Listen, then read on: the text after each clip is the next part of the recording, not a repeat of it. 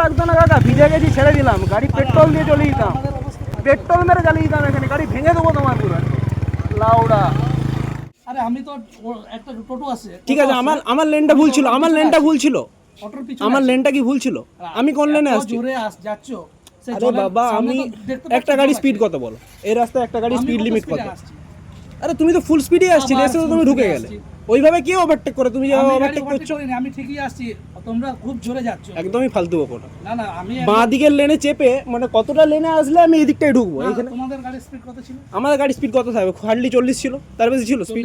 এই যেভাবে আরে বাবা, বাঁ দিকের যেখানটায় নামলাম না, ওটাই ঢুকে যেতাম যদি তুমি দাঁড়িয়ে নিতে। ওইভাবে ওভারটেক কেন করছো? একটা গাড়ি তুমি তো দেখতে পাচ্ছ, একটা ওভারটেক করো নি, ওভারটেক করে নি, পুরো তো তুমি ডান দিকে চেপে দিলে, পুরো, আরে পুরো তো ডান দিকে চেপে দিলে। পিছনে অটো আছে, আমিও তার পিছনে আছি।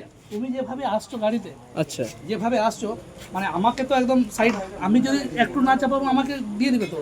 আচ্ছা আচ্ছা আচ্ছা, আমি ভুল সাইডে ছিলাম তাই তো? ভুল সাইড নয়, মানে তুমি বাঁ দিক থেকে ডান দিকে আসবে, এত স্পিডে যাচ্ছো যেভাবে যাচ্ছো না।